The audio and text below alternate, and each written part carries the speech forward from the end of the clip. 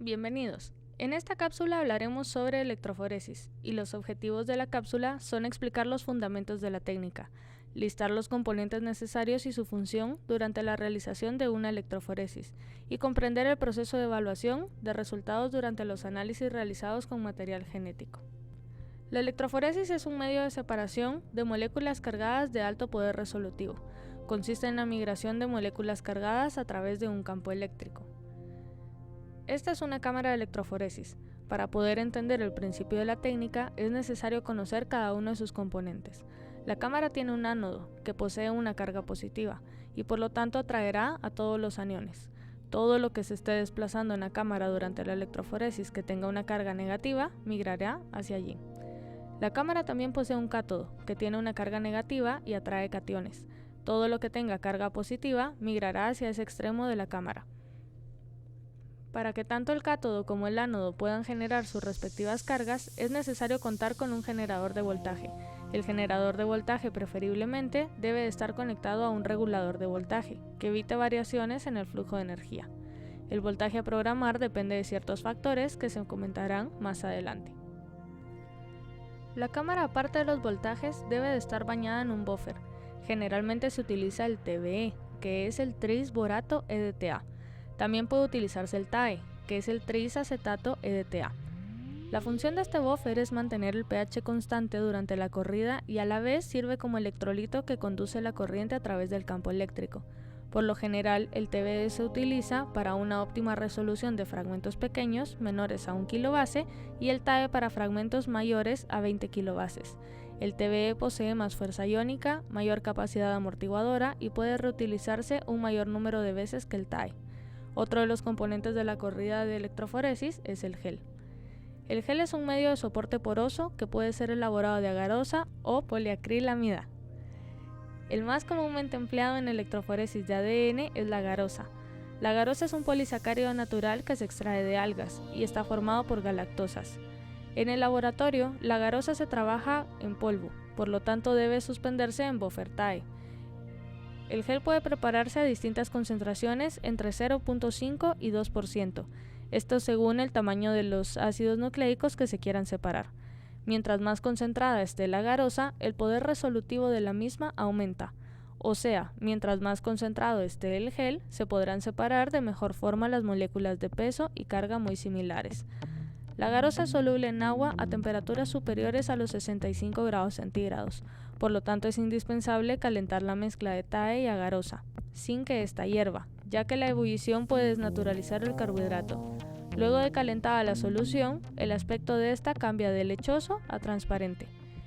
El polisacárido tiene una temperatura de gelificación que varía entre los 17 y los 40 grados centígrados, por lo tanto es importante agregar la mezcla a un molde que sea exacto a la cámara de electroforesis a usar, para que el gel adopte dicha forma antes de solidificarse.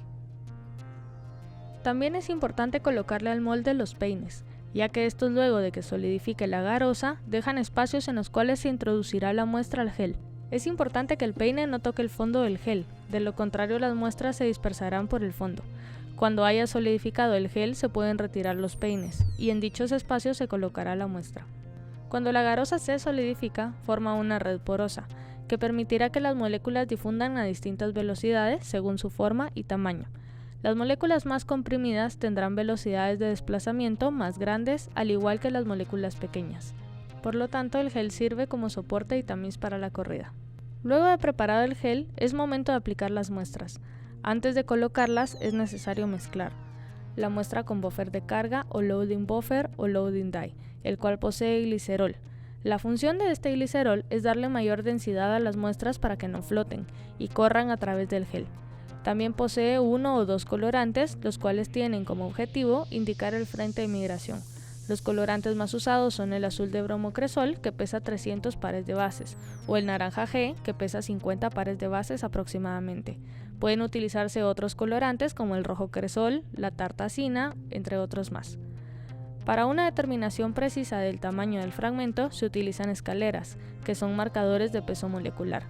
Estas, como su nombre lo indica, proporcionan una idea del tamaño de cada uno de los fragmentos separados. Comercialmente se encuentran disponibles de varios tamaños.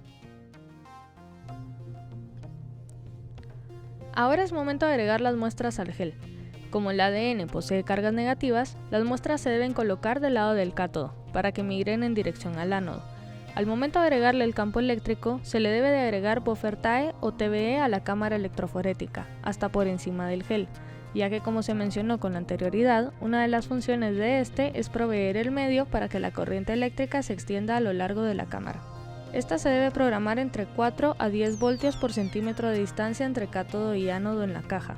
Por lo general se utilizan 70 voltios para cajas de 7 centímetros o 100 voltios para las de 10 centímetros. El tiempo que se debe dejar correr la electroforesis es relativo al tamaño y propiedades de cada una de las muestras. Por lo general se requiere al menos 1 hora y media para lograr una buena separación.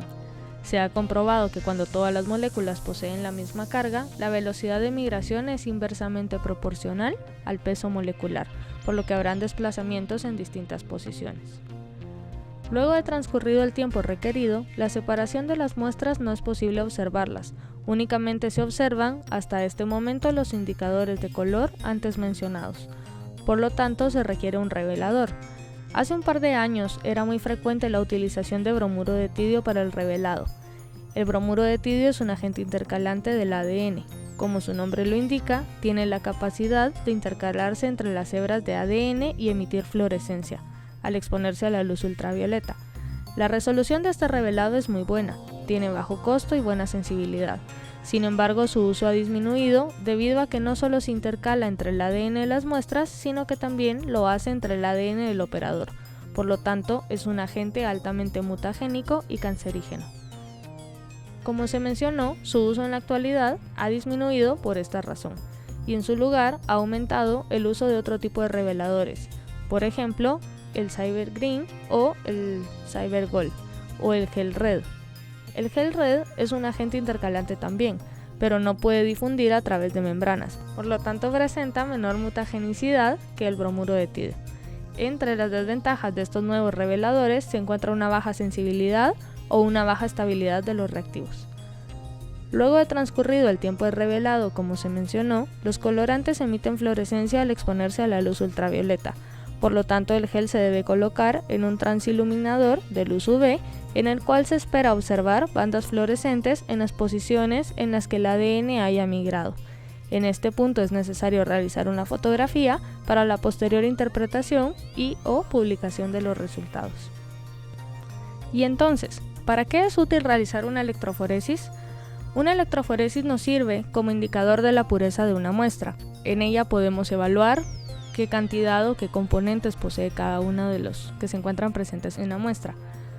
Para evaluar la eficacia de un método de purificación, para brindar información acerca de algunas propiedades físicas y químicas de la muestra o como medio de apoyo en el diagnóstico clínico, para analizar la composición de una muestra compleja.